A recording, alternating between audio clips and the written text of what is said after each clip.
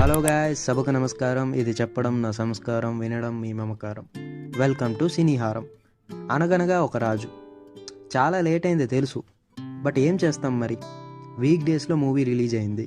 ఎలాగో ఒకలాగా మనశంకర వరప్రసాద్ గారి మూవీకి వెళ్ళా, బట్ ఈ సినిమాకి కుదరలేదు. సో ఫైనల్లీ వీకెండ్కి ఎలాగో వచ్చేసాం కాబట్టి ఈరోజు చూసా. అండ్ మూవీ ఎలా ఉందనే విషయానికి వస్తే ఇట్స్ గుడ్. అలా సంక్రాంతికి ఒక మంచి కామెడీ ఫిలిం, సరదాగా వెళ్ళిపోయింది.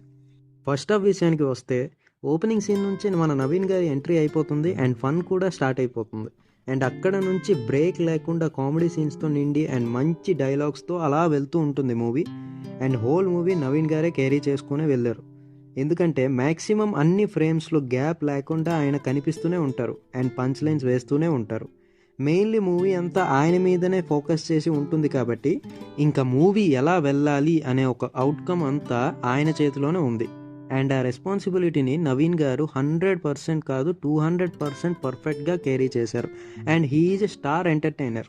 అండ్ ఇక్కడ love track between Meenakshi and Naveen కూడా బాగా వర్కౌట్ అయింది అండ్ చాలా ఫన్నీగా కూడా ఉంటుంది. ఇలా వెళ్తున్న ఫస్ట్ హాఫ్లో యాజ్ ఎక్స్పెక్టెడ్ ఒక ఇంటర్వెల్ ట్విస్ట్ ఎండ్ చేశారు అండ్ అక్కడ కూడా ఉన్న కొంచెం ఫన్ బాగా వర్కౌట్ అయింది. So that's a very entertaining first half. ఇంకా సెకండ్ హాఫ్ విషయానికి వస్తే యాజ్ యూజువల్గా మంచి కామెడీతోనే స్టార్ట్ అవుతుంది అండ్ ఇక్కడ కూడా funny scenes and comedy timings అన్నీ బాగా వర్కౌట్ అయ్యాయి. బట్ కొన్ని ప్లేసెస్లో స్లో అయింది అని అనిపిస్తుంది, బట్ బోరింగ్గా ఏం అనిపించదు. జస్ట్ మిడిల్లో ఒక సాంగ్ వల్ల అలా అనిపించింది నాకు. విలన్ క్యారెక్టర్ గురించి చెప్పాలంటే ఇలాంటి కామెడీ సినిమాస్లో విలన్ క్యారెక్టర్ నుంచి మనం ఎక్కువ ఏమీ ఎక్స్పెక్ట్ చేయం. సో ఇందులో కూడా అలానే డీల్ చేశారు. జస్ట్ ఒక చిన్న కాన్ఫ్లిక్ట్ లాగా యూజ్ చేశారు అంతే.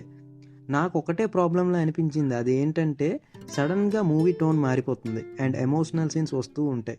ఒక ఫుల్ లెంత్లో ఫన్ తర్వాత సడన్ డీవియేషన్ కొంచెం ఎక్కలేదు అండ్ ఒక తెలుగు కమర్షియల్ టెంప్లెట్లోకి చేంజ్ అయిపోతుంది మూవీ.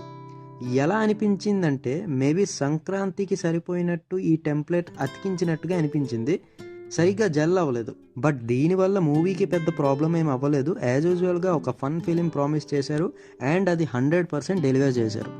ఒక్క ముక్కలో చెప్పాలంటే బిగినింగ్ నుంచి ప్రీ క్లైమాక్స్ వరకు న్యూట్రల్ ఆడియన్స్ అండ్ ఫ్యామిలీ ఆడియన్స్ని కనెక్ట్ చేశారు and pre climax to climax ఇంకా ఫుల్ ఆన్ ఫ్యామిలీ ఆడియన్స్ కోసం తీసినట్టు ఎండ్ చేశారు.